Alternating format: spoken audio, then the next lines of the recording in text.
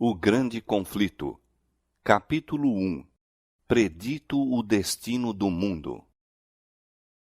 Ah, se tu conhecesses também, ao menos neste teu dia, o que à tua paz pertence.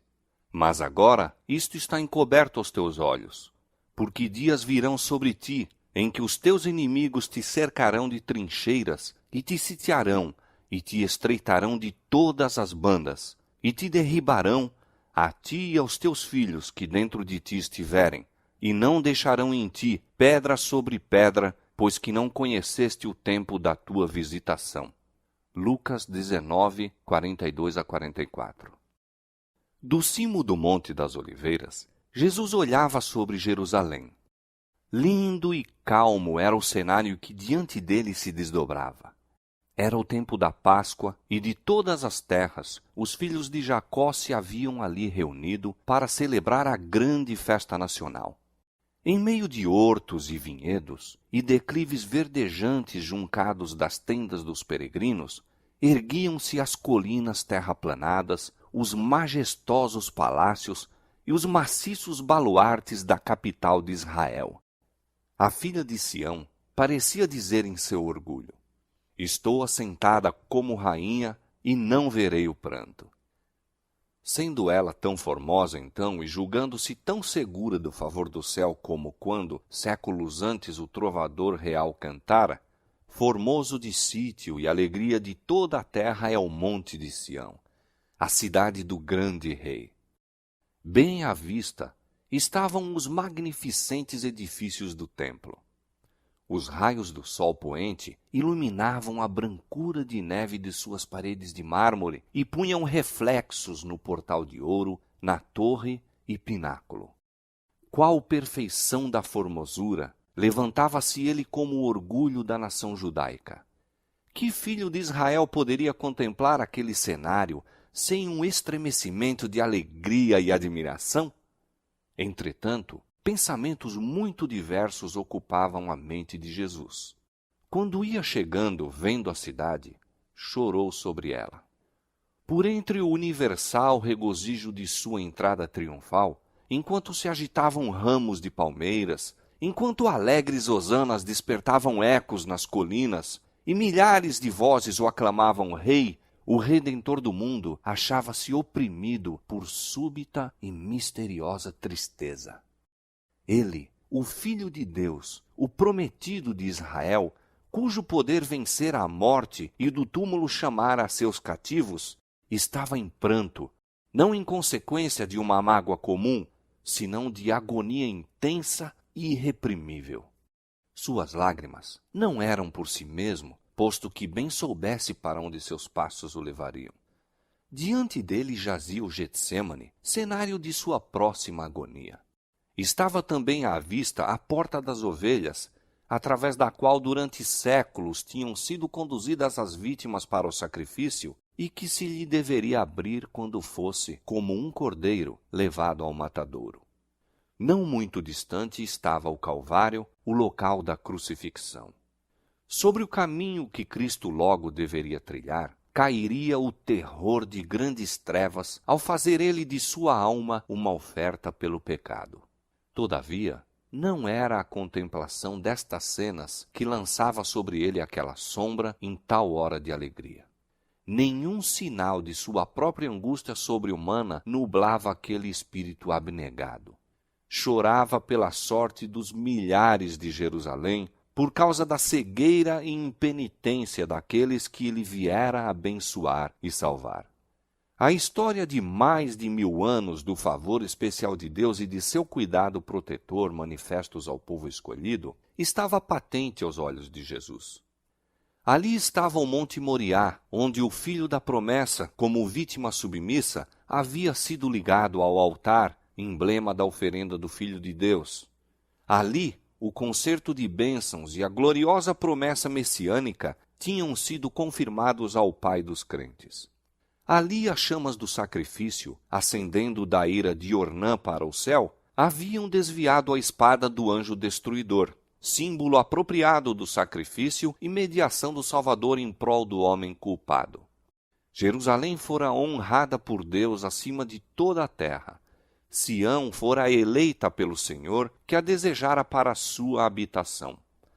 Ali, durante séculos, santos profetas haviam proferido mensagens de advertência. Sacerdotes ali haviam agitado os turíbulos, e a nuvem de incenso com as orações dos adoradores subira perante Deus. Ali, diariamente, se oferecera o sangue dos cordeiros mortos, apontando para o vindouro Cordeiro de Deus. Ali, Jeová revelara sua presença na nuvem de glória sobre o propiciatório. Repousara ali a base daquela escada mística, ligando a terra ao céu. Escada pela qual os anjos de Deus desciam e subiam, e que abria ao mundo o caminho para o lugar santíssimo. Houvesse Israel, como nação, preservado a aliança com o céu, Jerusalém teria permanecido para sempre como eleita de Deus. Mas a história daquele povo favorecido foi um registro de apostasias e rebelião. Haviam resistido à graça do céu, abusando de seus privilégios e menosprezado as oportunidades. Posto que Israel tivesse zombado dos mensageiros de Deus, desprezado suas palavras e perseguido seus profetas, ele ainda se lhes manifestara como o Senhor, Deus misericordioso e piedoso, tardio em iras e grande em beneficência e verdade. Apesar das repetidas rejeições, sua misericórdia continuou a interceder. Com mais enternecido amor que o de pai pelo filho de seus cuidados, Deus lhes havia enviado sua palavra pelos seus mensageiros, madrugando e enviando-lhes, porque se compadeceu de seu povo e da sua habitação. Quando admoestações, rogos e censuras haviam falhado, enviou-lhes o melhor dom do céu. Mais ainda, derramou todo o céu naquele único dom. O próprio Filho de Deus foi enviado para instar com a cidade impenitente. Foi Cristo que trouxe Israel como uma boa vinha do Egito. Sua própria mão havia lançado fora os gentios de diante deles. Plantou-a em um outeiro fértil. Seu protetor cuidado cercara-a em redor. Enviou seus servos para cultivá-la. Que mais se poderia fazer à minha vinha, exclama ele, que eu não lhe tenha feito? Posto que quando ele esperou que desse uvas, veio a produzir uvas bravas. E ainda, com esperança compassiva de encontrar frutos, veio em pessoa à sua vinha, para que porventura pudesse ser salva da destruição. Cavou em redor dela, podou-a e protegeu-a. Foi incansável em seus esforços para salvar esta vinha que ele próprio plantara. Durante 3 anos, o Senhor da luz e glória entrara e saíra por entre o seu povo. Ele andou fazendo o bem e curando a todos os oprimidos do diabo, aliviando os quebrantados de coração, pondo em liberdade os que se achavam presos, restaurando a vista aos cegos, fazendo andar os coxos e ouvir aos surdos, purificando os leprosos, ressuscitando mortos e pregando o evangelho aos pobres. A todas estas classes igualmente foi dirigido o gracioso convite: vinde a mim, todos os que estáis cansados e oprimidos, e eu vos aliviarei. Conquanto lhe fosse recompensado o bem com o mal, e o seu amor com o ódio, ele prosseguiu firmemente em sua missão de misericórdia. Jamais eram repelidos os que buscavam a sua graça. Como viajante sem lar, tendo a ignomínia e a penúria como porção diária, viveu ele para ministrar as necessidades e abrandar as desgraças humanas, para insistir com os homens a aceitarem o dom da vida. As ondas de misericórdia, rebatidas por aqueles corações obstinados, retornavam em uma vaga mais forte de terno e inexprimível amor. Mas Israel se desviara de seu melhor amigo e único auxiliador. Os rogos de seu amor haviam sido desprezados, seus conselhos repelidos, ridicularizadas suas advertências. A hora de esperança e perdão passava-se rapidamente. A taça da ira de Deus, por tanto tempo adiada, estava quase cheia. As nuvens que haviam estado a acumular-se durante séculos de apostasia e rebelião, ora enegrecidas de calamidades, estavam prestes a desabar sobre um povo criminoso. E aquele que unicamente os poderia salvar da condenação iminente fora menosprezado, injuriado, rejeitado e seria logo crucificado. Quando Cristo estivesse suspenso da cruz do Calvário, teria terminado o tempo de Israel como nação favorecida e abençoada por Deus. A perda de uma alma que seja é calamidade infinitamente maior que os proveitos e tesouros de todo um mundo. Entretanto, quando Cristo olhava sobre Jerusalém, achava-se perante ele a condenação de uma cidade inteira, de toda uma nação. Sim, aquela cidade e nação que foram as escolhidas de Deus, seu tesouro peculiar. Olhando através dos séculos futuros, via o povo do concerto espalhado em todos os países, semelhantes aos destroços de um naufrágio em uma praia deserta. Nos castigos prestes a cair sobre seus filhos, não via ele senão o primeiro gole daquela taça de ira que no juízo final deveriam esgotar até as fezes. A piedade divina, o terno amor encontraram a expressão nestas melancólicas palavras. Jerusalém, Jerusalém, que matas os profetas e apedrejas os que te são enviados. Quantas vezes quis eu ajuntar os teus filhos, como a galinha junta os seus pintos debaixo das asas, e tu não quiseste. Ó, se houveras conhecido, como nação favorecida acima de todas as outras, o tempo de tua visitação e as coisas que pertencem à tua paz. Tenho contido o anjo da justiça, tenho-te convidado ao arrependimento, mas em vão. Não é meramente a servos, enviados e profetas que tens repelido e rejeitado, mas ao Santo de Israel, teu Redentor. Se és destruída, tu unicamente és a responsável, e não queres vir a mim para terdes vida.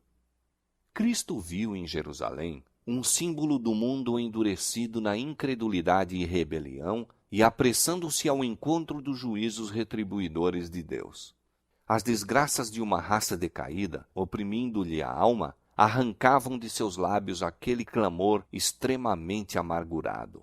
Viu a história do pecado traçada pelas misérias, lágrimas e sangue humanos. O coração moveu-se-lhe de infinita compaixão pelos aflitos e sofredores da terra.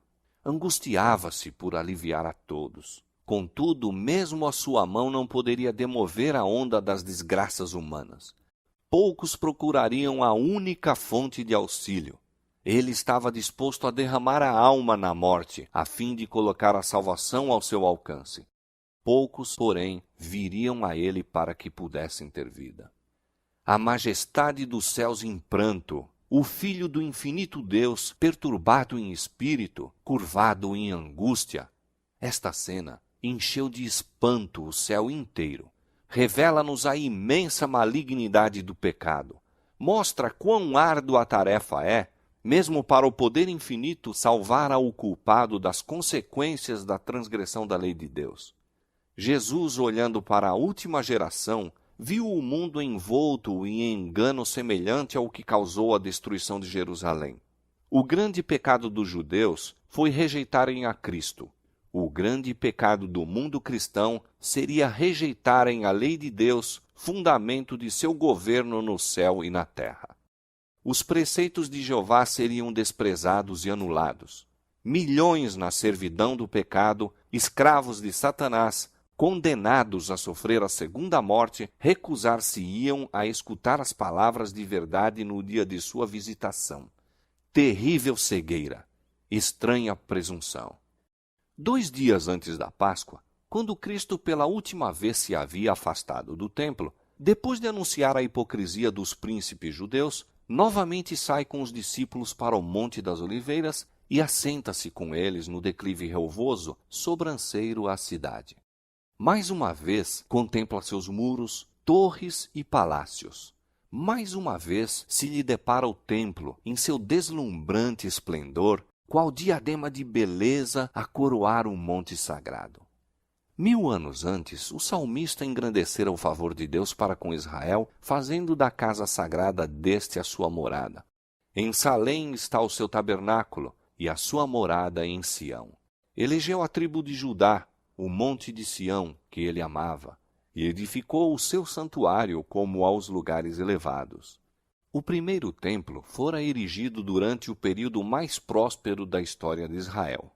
Grandes armazenamentos de tesouros para este fim haviam sido acumulados pelo rei Davi e a planta para sua construção fora feita por inspiração divina. Salomão, o mais sábio dos monarcas de Israel, completara a obra. Este templo foi o edifício mais magnificente que o mundo já viu. Contudo, o Senhor declarou pelo profeta Ageu, relativamente ao segundo templo: a glória desta última casa será maior do que a da primeira. Farei tremer todas as nações, e virá o desejado de todas as nações, e encherei esta casa de glória, diz o Senhor dos Exércitos. Depois da destruição do templo por Nabucodonosor, foi reconstruído aproximadamente 500 anos antes do nascimento de Cristo por um povo que de um longo cativeiro voltara a um país devastado e quase deserto. Havia então entre eles homens idosos que tinham visto a glória do templo de Salomão e que choraram junto aos alicerces do novo edifício porque devesse ser tão inferior ao antecedente. O sentimento que prevalecia é vividamente descrito pelo profeta. Quem há entre vós que, tendo ficado, viu esta casa na sua primeira glória? E como a vedes agora? Não é esta como nada em vossos olhos, comparada com aquela? Então foi feita a promessa de que a glória desta última casa seria maior do que a da anterior. Mas o segundo templo não igualou o primeiro em esplendor, tampouco foi consagrado pelos visíveis sinais da presença divina que o primeiro tivera. Não houve manifestação de poder sobrenatural para assinalar sua dedicação. Nenhuma nuvem de glória foi vista a encher o santuário recém-erigido. Nenhum fogo do céu desceu para consumir o sacrifício sobre o altar.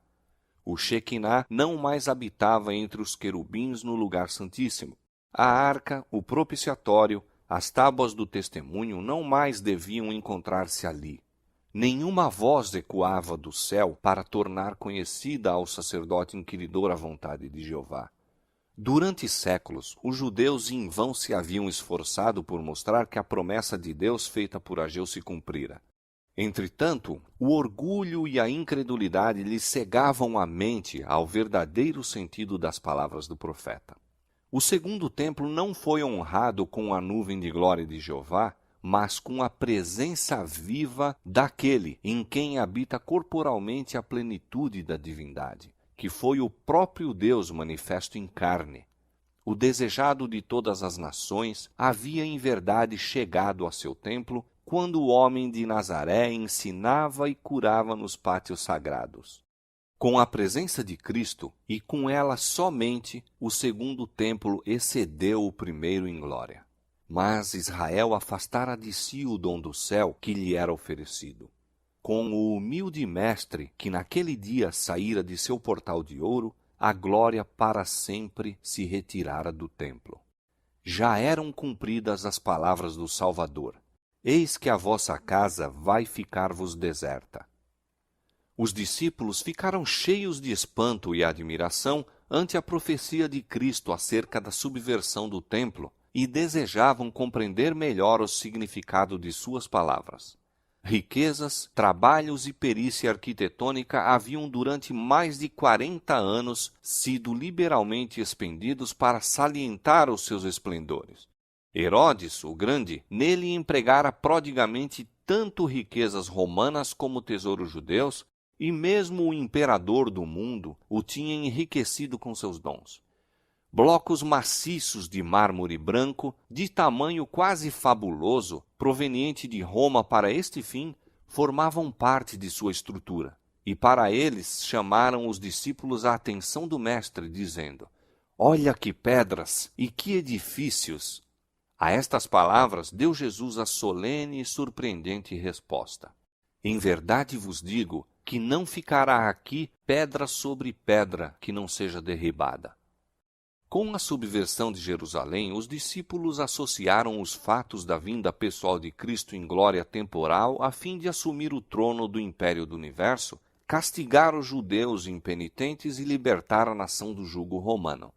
O Senhor lhes dissera que viria a segunda vez. Daí, com a menção do juízo sobre Jerusalém, volveram o pensamento para aquela vinda, e, como estivessem reunidos em torno do Salvador sobre o Monte das Oliveiras, perguntaram: quando serão essas coisas, e que sinal haverá da tua vinda e do fim do mundo? O futuro estava misericordiosamente velado aos discípulos. Houvessem eles, naquela ocasião, compreendido perfeitamente os dois terríveis fatos, os sofrimentos e morte do Redentor e a destruição de sua cidade e templo, teriam sido dominados pelo terror.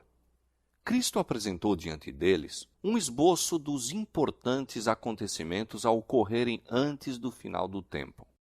Suas palavras não foram então completamente entendidas, mas a significação ser-lhes-ia revelada quando seu povo necessitasse da instrução nelas dada. A profecia que ele proferiu era dupla em seu sentido. Ao mesmo tempo em que prefigurava a destruição de Jerusalém, representava igualmente os terrores do último grande dia.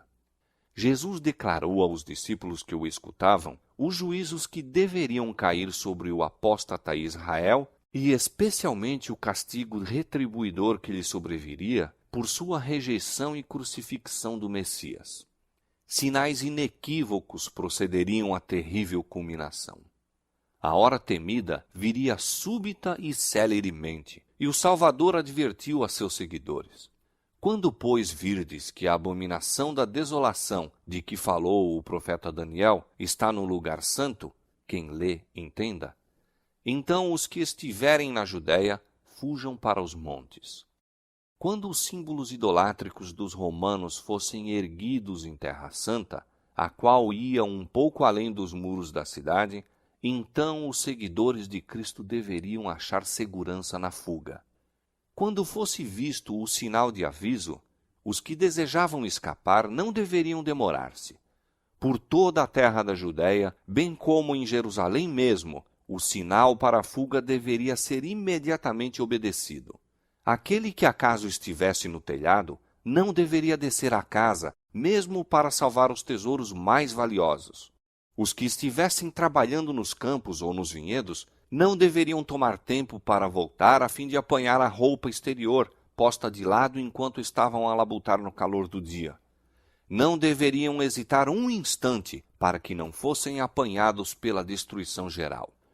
No reinado de Herodes, Jerusalém não só havia sido grandemente embelezada, mas pela ereção de torres, muralhas e fortalezas, em acréscimo à força natural de sua posição, tornara-se aparentemente inexpugnável.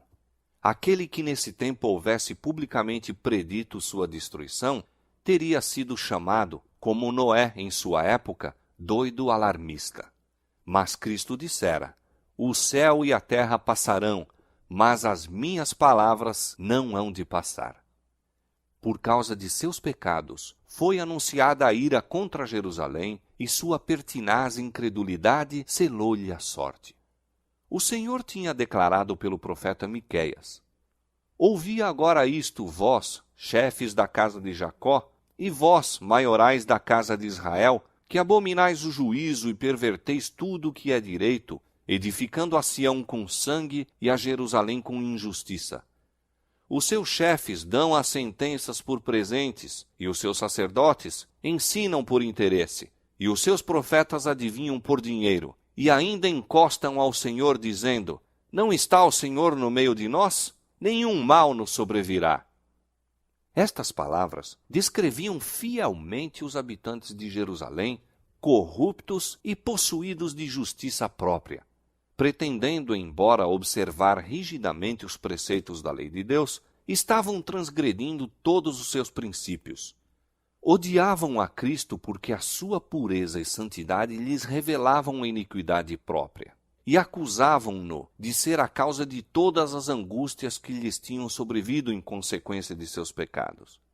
Posto que soubessem não ter ele pecado, declararam que sua morte era necessária para a segurança deles como nação.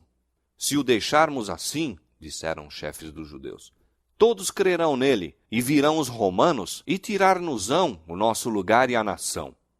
Se Cristo fosse crucificado, eles poderiam uma vez mais se tornar um povo forte e unido. Assim raciocinavam e concordavam com a decisão de seu sumo sacerdote de que seria melhor morrer um homem do que perecer toda a nação. Assim, os dirigentes judeus edificaram a Sião com sangue e a Jerusalém com injustiça.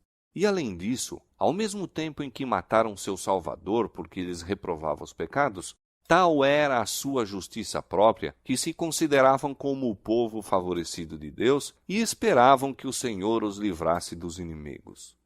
Portanto, continuou o profeta, por causa de vós, Sião será lavrada como um campo e Jerusalém se tornará em montões de pedras e o monte desta casa em lugares altos de um bosque.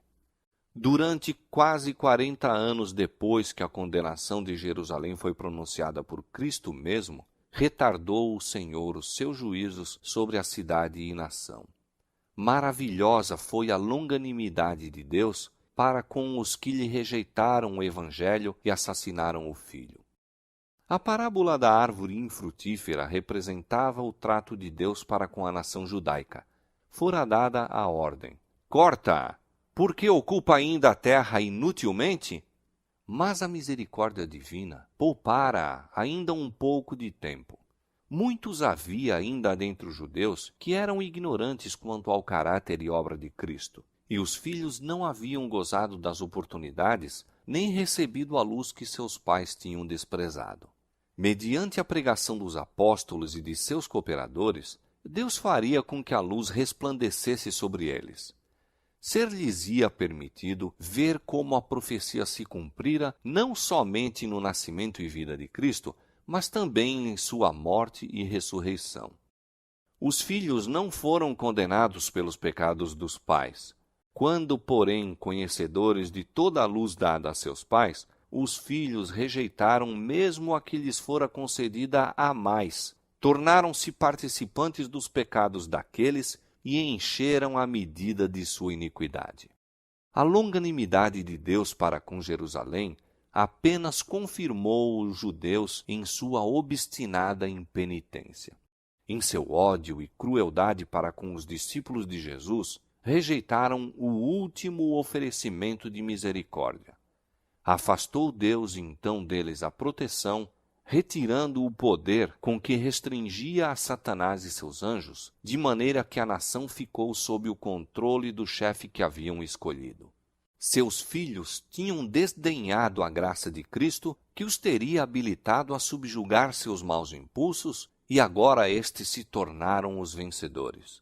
Satanás suscitou as mais violentas e vis paixões da alma. Os homens não raciocinavam. Achavam-se fora da razão, dirigidos pelo impulso e cega raiva. Tornaram-se satânicos em sua crueldade. Na família e na sociedade, entre as mais altas como entre as mais baixas classes, havia suspeita, inveja, ódio, contenda, rebelião, assassínio. Não havia segurança em parte alguma. Amigos e parentes traíam-se mutuamente. Pais matavam aos filhos e filhos aos pais. Os príncipes do povo não tinham poder para governar-se. Desenfreadas paixões faziam-nos tiranos. Os judeus haviam aceitado falso testemunho para condenar o inocente Filho de Deus. Agora as falsas acusações tornavam insegura sua própria vida. Pelas suas ações, durante muito tempo tinham estado a dizer: fazei que deixe de estar o Santo de Israel perante nós.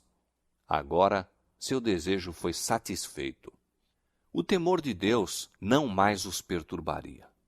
Satanás estava à frente da nação e as mais altas autoridades civis e religiosas estavam sob o seu domínio.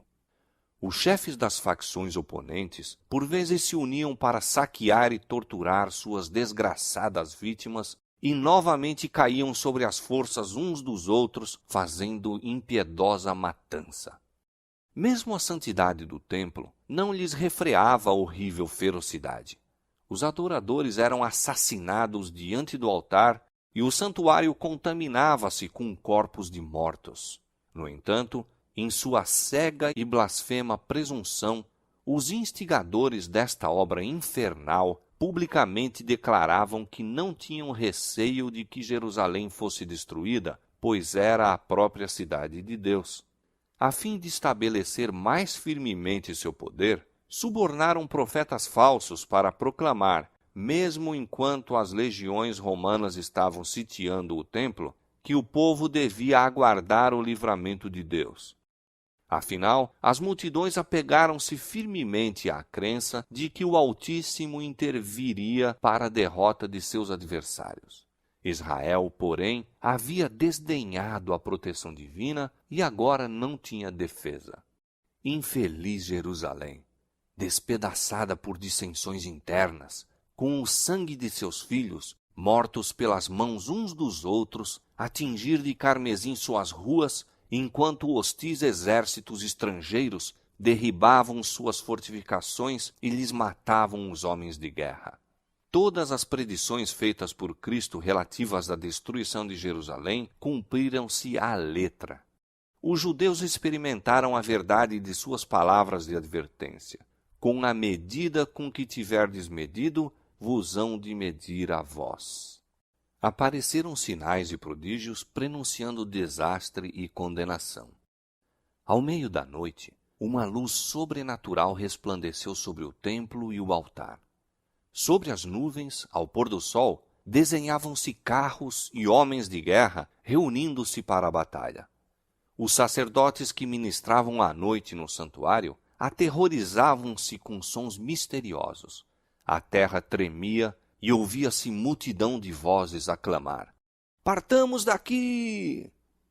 A grande porta oriental, tão pesada que dificilmente podia ser fechada por uns 20 homens e que se achava segura por imensas barras de ferro, fixas profundamente no pavimento de pedra sólida, abriu-se à meia-noite, independente de qualquer agente visível.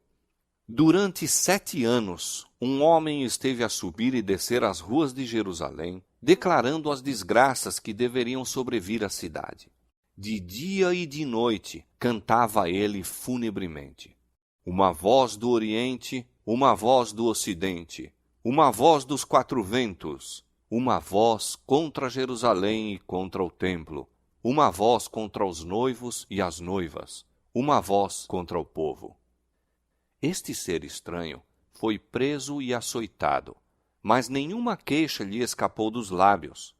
Aos insultos e maus tratos respondia somente: "Ai, ai de Jerusalém! Ai, ai dos habitantes dela!" Seu clamor de aviso não cessou senão quando foi morto no cerco que havia predito. Nenhum cristão pereceu na destruição de Jerusalém. Cristo fizera a seus discípulos o aviso, e todos os que creram em suas palavras aguardaram o sinal prometido. "Quando virdes Jerusalém cercada de exércitos", disse Jesus, "sabei que é chegada a sua desolação. Então os que estiverem na Judéia, fujam para os montes, os que estiverem no meio da cidade saiam." Depois que os romanos, sob Céstio, cercaram a cidade, inesperadamente abandonaram o cerco quando tudo parecia favorável a um ataque imediato. Os sitiados, perdendo a esperança de poder resistir, estavam a ponto de se entregar quando o general romano retirou suas forças sem a mínima razão aparente. Entretanto, a misericordiosa providência de Deus estava dirigindo os acontecimentos para o bem de seu próprio povo. O sinal prometido fora dado aos cristãos expectantes e agora se proporcionou a todos oportunidade para obedecer ao aviso do Salvador. Os acontecimentos foram encaminhados de tal maneira que nem judeus nem romanos impediram a fuga dos cristãos.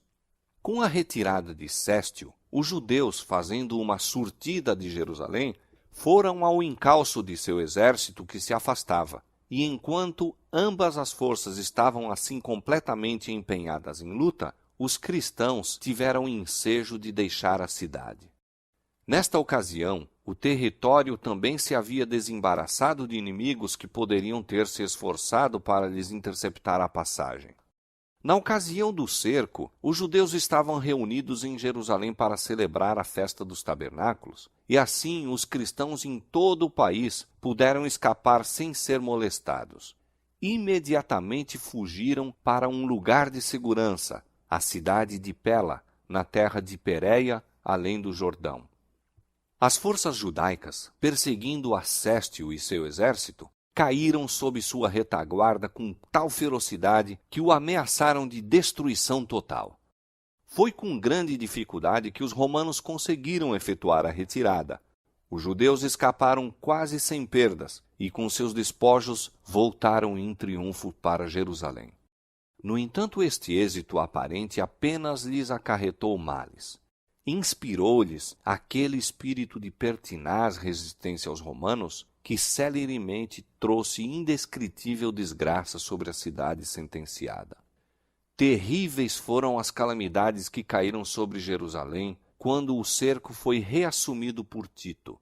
A cidade foi assaltada na ocasião da Páscoa, quando milhões de judeus estavam reunidos dentro de seus muros.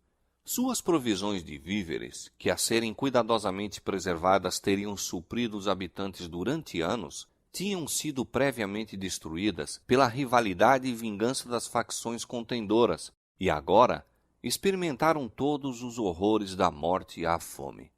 Uma medida de trigo era vendida por 1 talento. Tão atrozes eram as consequências da fome que homens roíam o couro de seus cinturões e sandálias e a cobertura de seus escudos. Numerosas pessoas saíam da cidade à noite furtivamente para apanhar plantas silvestres que cresciam fora dos muros da cidade, se bem que muitos fossem agarrados e mortos com severas torturas. E muitas vezes os que voltavam em segurança eram roubados naquilo que haviam rebuscado com tão grande perigo. As mais desumanas torturas eram infligidas pelos que se achavam no poder a fim de extorquir do povo atingido pela necessidade os últimos e escassos suprimentos que poderiam ter escondido. E tais crueldades eram frequentemente praticadas por homens que se achavam, aliás, bem alimentados e que simplesmente estavam desejosos de acumular um depósito de provisões para o futuro. Milhares pereceram pela fome e pela peste. A afeição natural parecia ter desaparecido. Maridos roubavam de sua esposa e esposas de seu marido. Viam-se filhos arrebatar o alimento da boca de seus pais idosos. A pergunta do profeta, pode uma mulher esquecer-se tanto de seu filho que cria? Recebeu dentro dos muros da cidade condenada a resposta. As mãos das mulheres piedosas cozeram os próprios filhos e serviram-lhes de alimento na destruição da filha de meu povo. Novamente se cumpriu a profecia de aviso, dada 14 séculos antes.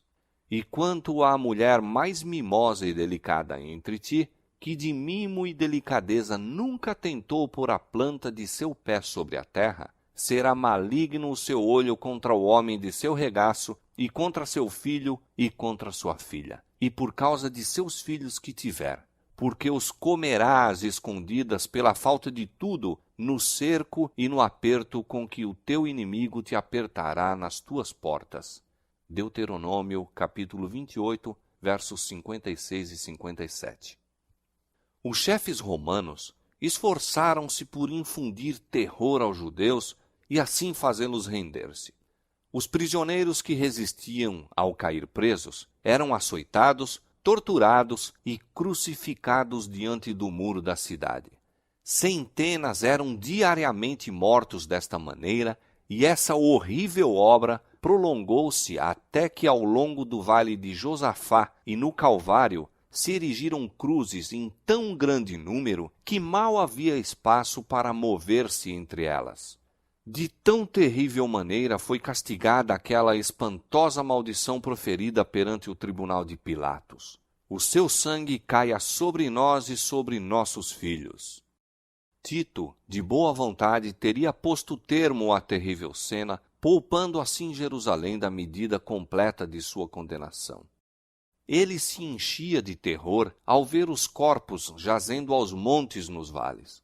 Como alguém que estivesse em êxtase, olhava ele do cimo do Monte das Oliveiras ao templo magnificente e deu ordem para que nenhuma de suas pedras fosse tocada. Antes de tentar ganhar posse desta fortaleza, fez ardente apelo aos chefes judeus para não o forçarem a profanar com sangue o lugar sagrado. Se saíssem e combatessem em outro local, nenhum romano violaria a santidade do templo.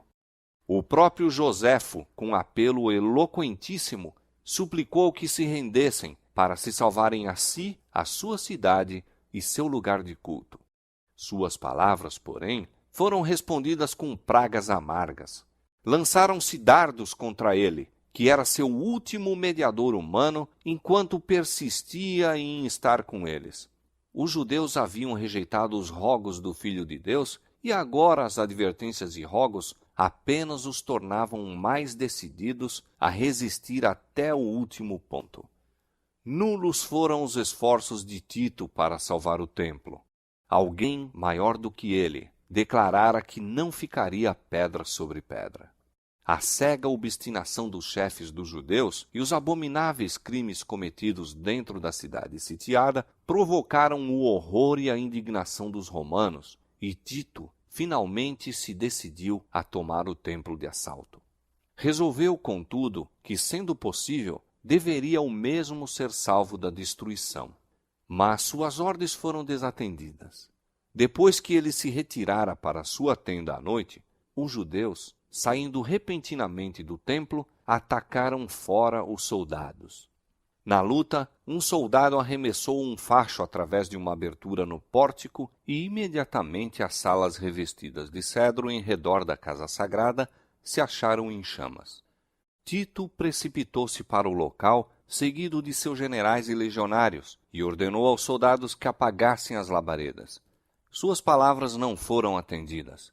Em sua fúria, os soldados lançaram tochas ardentes nas salas contíguas ao templo e, com a espada, assassinavam em grande número os que ali tinham procurado refúgio. O sangue corria como água pelas escadas do templo abaixo. Milhares e milhares de judeus pereceram. Acima do ruído da batalha, ouviam-se vozes bradando: Icabode, foi-se a glória. Tito achou impossível sustar a fúria da soldadesca. Entrou com seus oficiais e examinou o interior do edifício sagrado. O esplendor encheu-os de admiração, e como as chamas não houvessem ainda penetrado no lugar santo, fez um último esforço para salvá-lo. E, apresentando-se-lhes repentinamente, de novo exortou os soldados a deterem a marcha da conflagração. O centurião Liberalis esforçou-se por impor obediência a seu estado-maior, mas o próprio respeito para com o imperador cedeu lugar à furiosa animosidade contra os judeus, ao excitamento feroz da batalha e à esperança insaciável do saque. Os soldados viam tudo em redor deles resplandecendo de ouro, que fulgurava deslumbrantemente à luz sinistra das chamas. Supunham que incalculáveis tesouros estivessem acumulados no santuário. Um soldado, sem ser percebido, arrojou uma tocha acesa por entre os gonzos da porta. O edifício todo, em um momento, ficou em chamas. O denso fumo e o fogo obrigaram os oficiais a retirar-se, e o nobre edifício foi abandonado à sua sorte. Era um espetáculo pavoroso aos romanos. E que seria ele para os judeus? Todo o cimo da colina que dominava a cidade chamejava como um vulcão. Um após outro caíram os edifícios com tremendo fragor e foram absorvidos pelo ígneo abismo. Os tetos de cedro assemelhavam-se a lençóis de fogo. Os pináculos dourados resplandeciam como pontas de luz vermelha.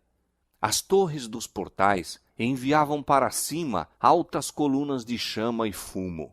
As colinas vizinhas se iluminavam e grupos obscuros de pessoas foram vistas a observar com horrível ansiedade a marcha da destruição. Os muros e pontos elevados da cidade alta ficaram repletos de rostos, alguns pálidos, com a agonia do desespero, outros com a expressão irada, a ameaçar uma vingança inútil. As aclamações da soldadesca romana, enquanto corriam de uma para outra parte, e o gemido dos rebeldes que estavam perecendo nas chamas, misturavam-se com o rugido da conflagração e o rumor trovejante do madeiramento que caía. Os ecos das montanhas respondiam ou traziam de volta os gritos do povo nos pontos elevados. Ao longo de todo o muro ressoavam alaridos e prantos. Homens que estavam a expirar pela fome reuniam sua força restante para proferir um grito de angústia e desolação. O morticínio do lado de dentro era até mais terrível do que o espetáculo visto fora. Homens e mulheres, velhos e moços, rebeldes e sacerdotes, os que combatiam e os que imploravam misericórdia, eram retalhados em indiscriminada carnificina. O número de mortos excedeu ao dos matadores. Os legionários tiveram que trepar sobre os montes de cadáveres para prosseguir na obra de extermínio. Depois da destruição do templo, a cidade inteira logo caiu nas mãos dos romanos. Os chefes dos judeus abandonaram as torres inexpugnáveis e Tito as achou desertas.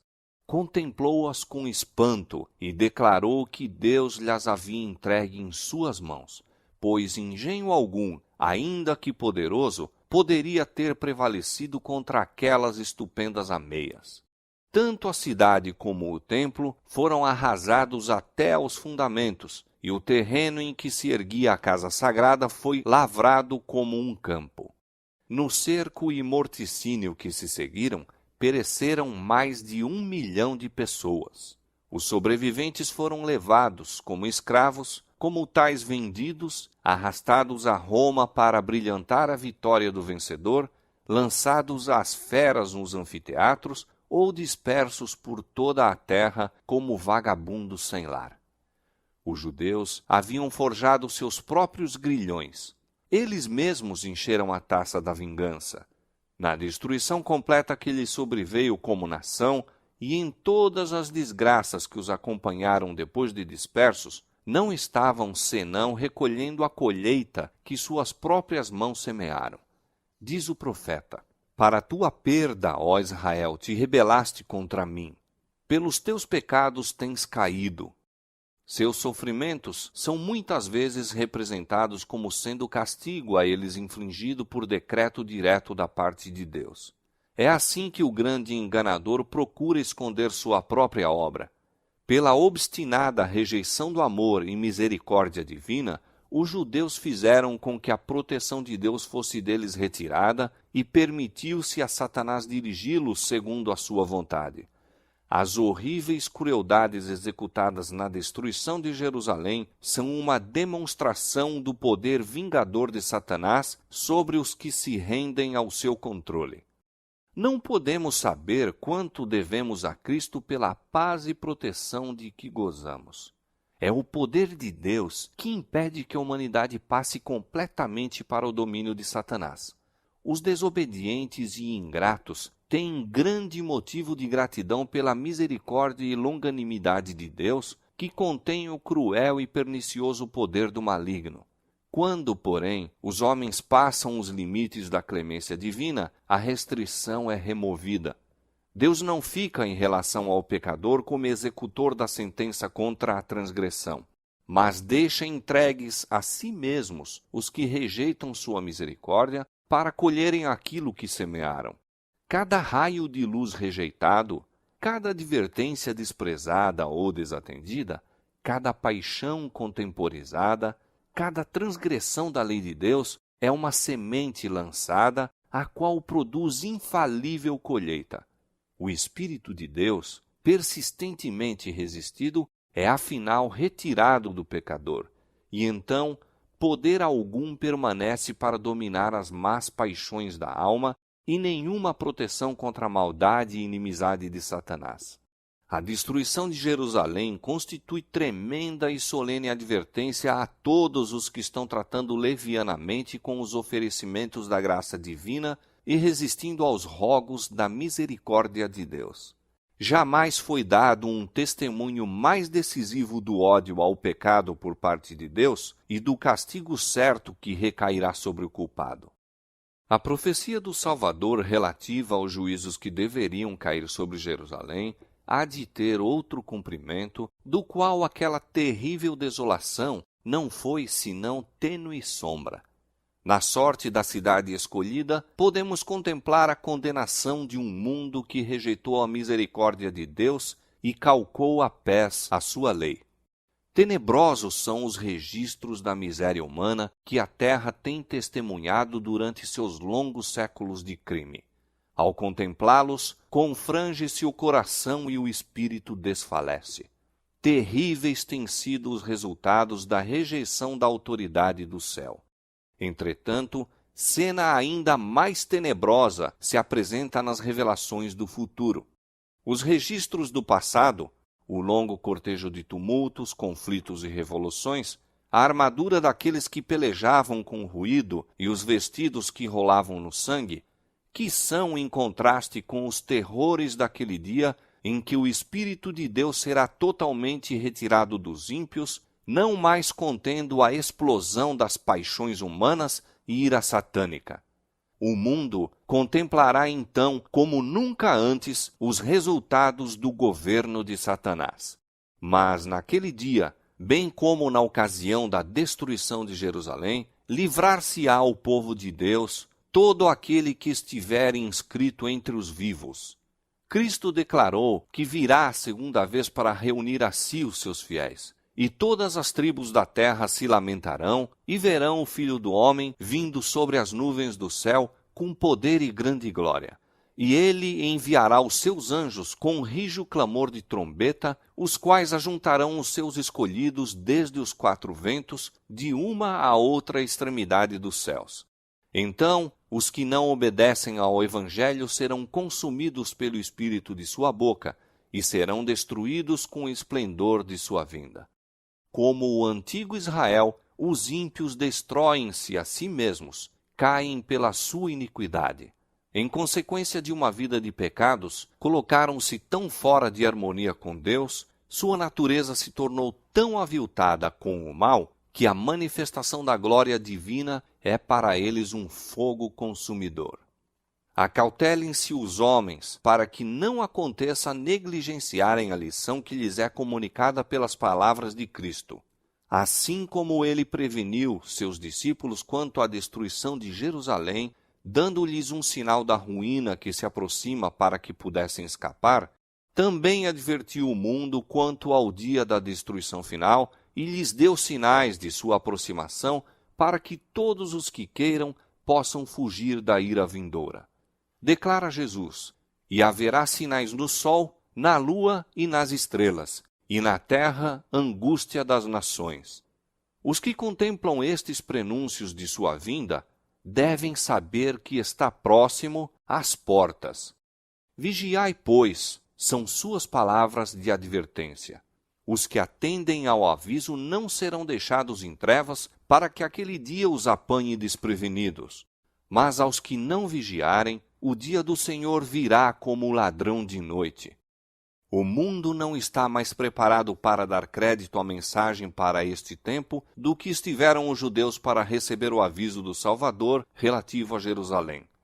Venha quando vier, o dia do Senhor virá de improviso aos ímpios.